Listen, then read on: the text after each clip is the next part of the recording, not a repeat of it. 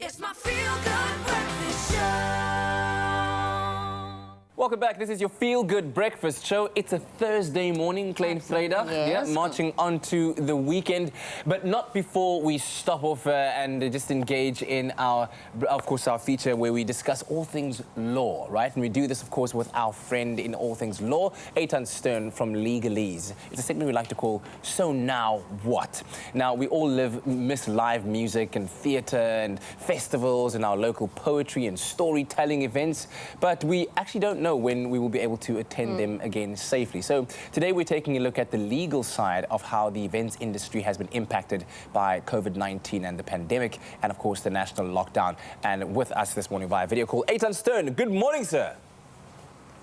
Good morning. How are you doing, Kat? Very, very well. Good to see you. Good to see you. He was just saying now he has been so spoiled because he now needs to wake up earlier. But listen, in our introduction, we mentioned storytelling events specifically because you happen to run a storytelling series and have hosted a few events during the pandemic. But on a more personal level and note, what did you have to take into account that you didn't need to before? Yes, it's been interesting. Yeah, so we run a live storytelling event, which has been pretty fun. And it's certainly been a challenge, but it's been quite an interesting experience doing it during lockdown. We did our events in stage 4 of lockdown, which feels like a different world to now. The biggest challenge, I suppose, like you guys experienced, and like we're experiencing right now, is the tech. It was quite hard to get that right, but we had Savage and Strong Productions and Leo Orlando Photography and, some of these great production companies that are out there to help us get that right.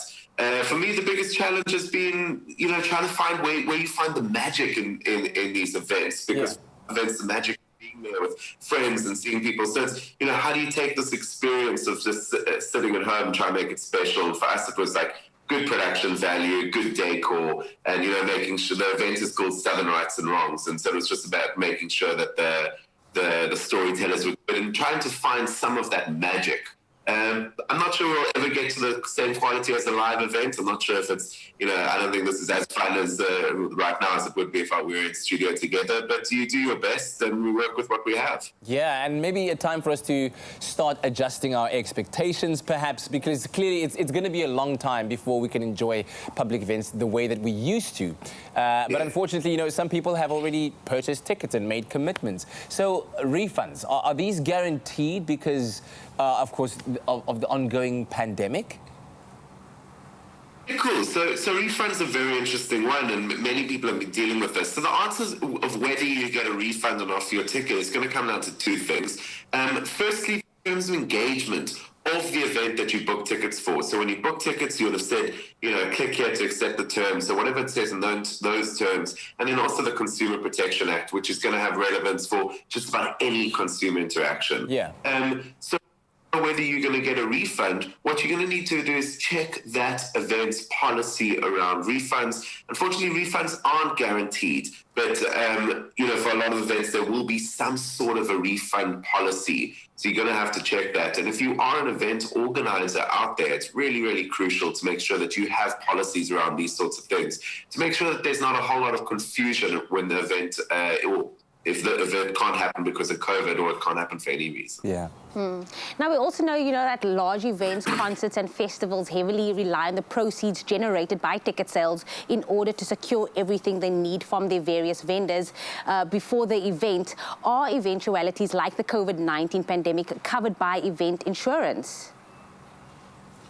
Yes, so this has been a big issue, and it's a really interesting one. I don't think any of us expected COVID, especially not the insurance companies.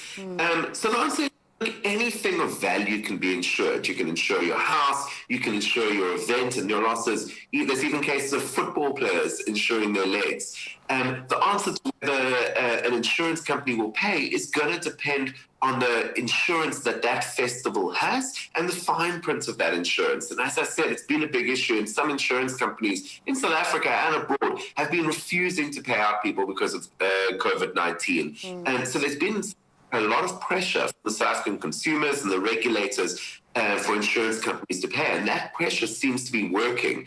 And insurance companies have been paying our people businesses that have suffered loss because of COVID-19. But this is likely going to be an ongoing story. So if you're out there, you have an event, you lost money because of it, check your insurance policy, see if they're supposed to pay, and then make a claim, because that, at the end of the day, is actually why we have insurance.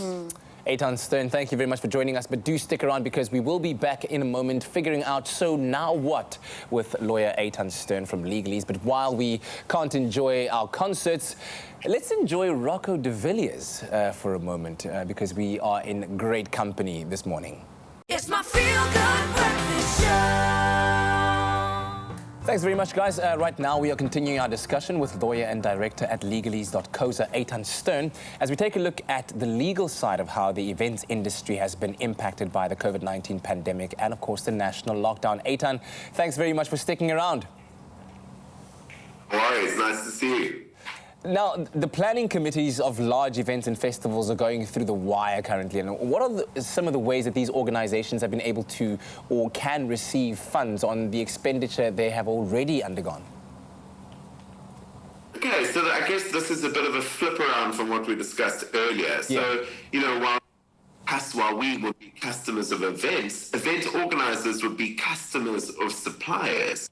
So they would need to look at the same thing that we look at, which is going to be their supplier terms and the Consumer Protection Act. And I guess everything here is about perspective, right? In some instances, pitch, and in some instances, you're the statue. So if you are refusing refunds to your clients, then you can't be surprised if your suppliers refuse you refunds. So we're all going to need to go to work together to get through this mess. So, you know, a bit of leniency where you are able to and being firm where you're not able to. But essentially, it's all going to come down to whatever terms of engagement you would have, or an event would have had with its suppliers. Yeah, and of course, as you said earlier on, these refunds aren't guaranteed for anyone. It just depends on the terms and conditions of that particular agreement. And many people are understandably frustrated that they can't receive a refund for an event that they can't attend. So what other ways could someone seek a refund if they really want and indeed need their money back?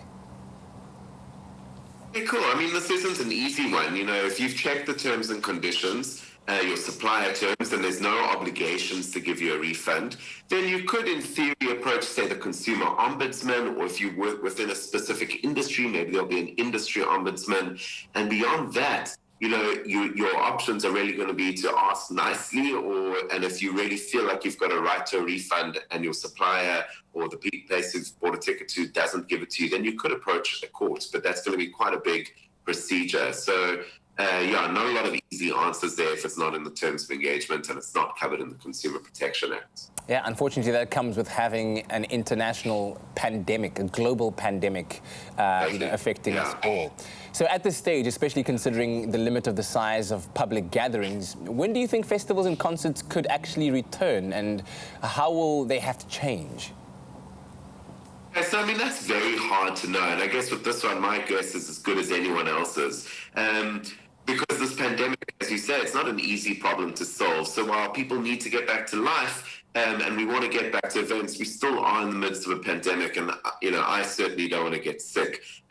When do I think it's going to return back to normal? I think when we've either got a suitable vaccine or a suitable way to treat the disease. You know, currently around the world, there are 27 human trials that have got to human trials for vaccines. So this is by far the quickest attempt that humans have ever done in something like this. So there's amazing work from scientists all around the world. Lots of people are working on this. How are events going to change? Well, I suppose everything's going to change after this. My hope is just that whatever comes afterwards brings us closer together and not gives us more reason to stay apart. I'm really looking forward to shaking people's hands and giving hugs once again.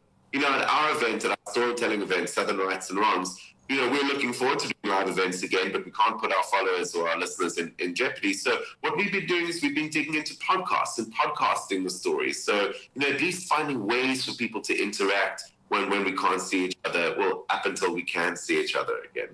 Yeah, very true. And you and your team are doing great work in offering that silver lining in this dark cloud.